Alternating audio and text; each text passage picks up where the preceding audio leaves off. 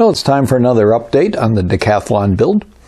The first thing that happened since our last video was building the back of the fuselage here, the top of the back of the fuselage. And here's how that went.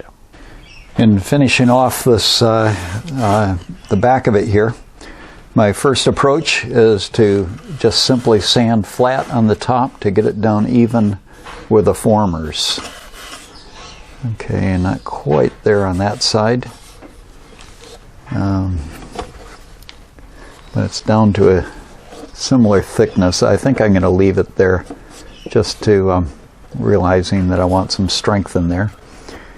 So even that's up above a little bit. We'll make do with that. It's even here, it's even there, it's even down here. And then I'm going to come in and I'm going to sand on the edges to even it out a bit. And then we'll probably end up using a bit of filler in here. After we did that sanding on the basic structure that was there, we then added a bit of filler to fill in some of the gaps between the things and even things out, and sanded up, and that came up quite nicely. Okay, another thing that happened is, I don't know if you noticed, but in the last build, this thing was only this wide from here to here. And I realized, looking at it a little bit later, looking at the plans, I thought, oh no, I've done that wrong. So I actually cut it out, and that's what it was right there. That's part of it anyway. And put it out there where it's supposed to be. I didn't have enough of the thick balsa to do the whole thing, so this bit here is actually thinner balsa, which, in keeping with our wanting to keep weight down, we'll end up putting a bit of filler in there to smooth that out just between that piece and this piece. And it actually turned out to be even at the back of it, surprisingly enough. So anyway, a bit of sanding and filler there.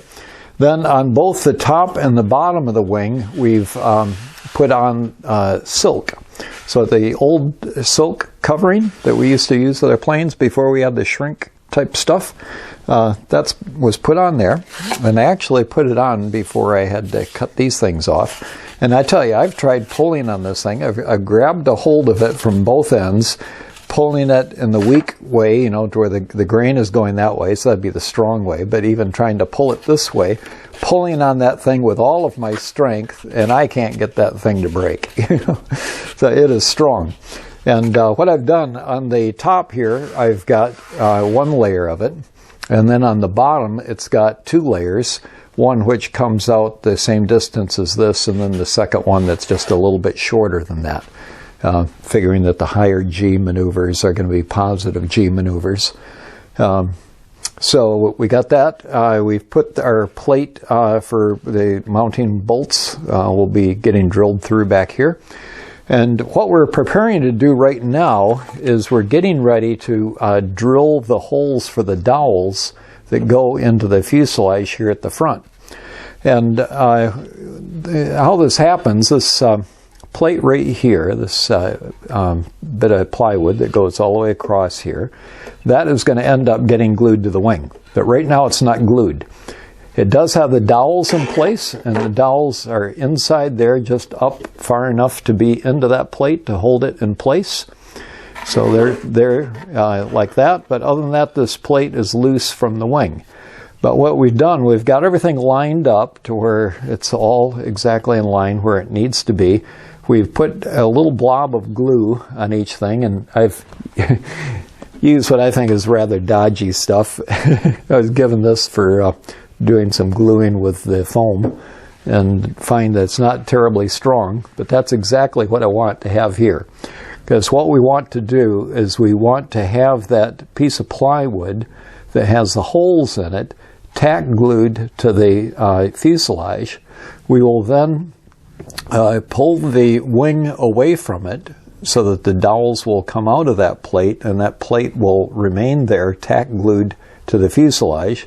We'll then drill the holes into the fuselage, and then we will cut this thing loose from the glue tack bits that are on there, and it'll get glued back in place in the wing, of course using the dowels to locate it there.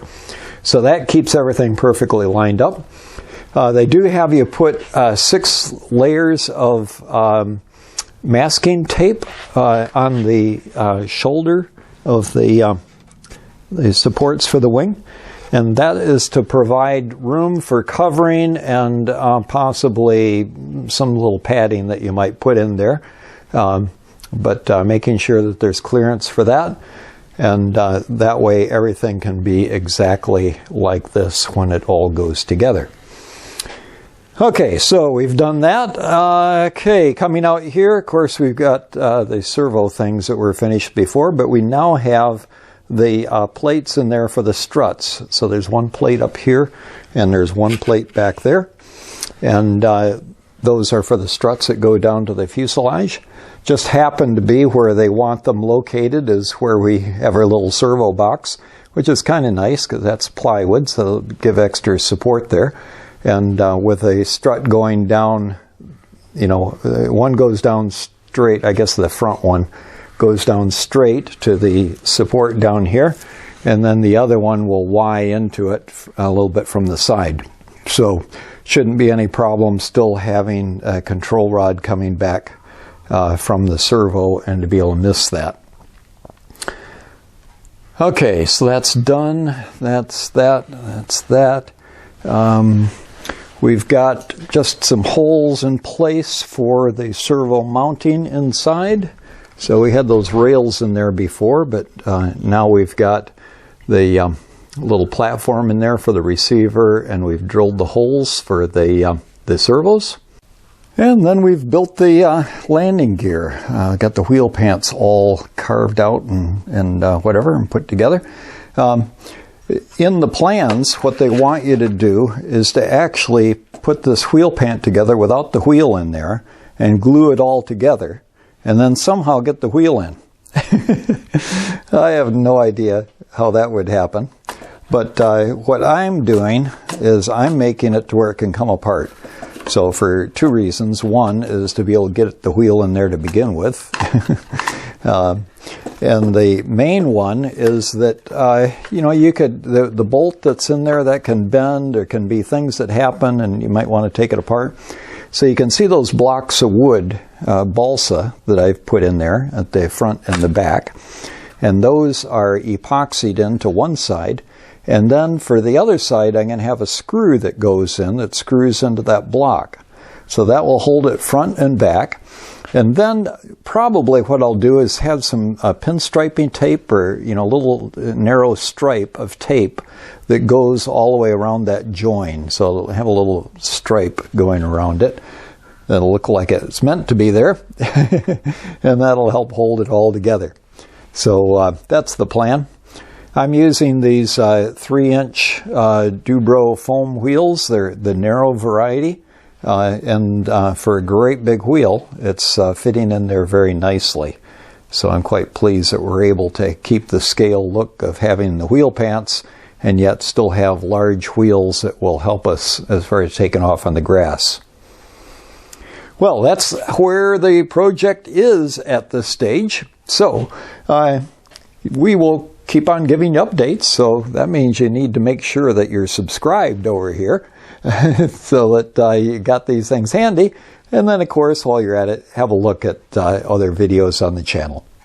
Well, this is RC Jim signing off. You have a great day. Enjoy your flying and your building.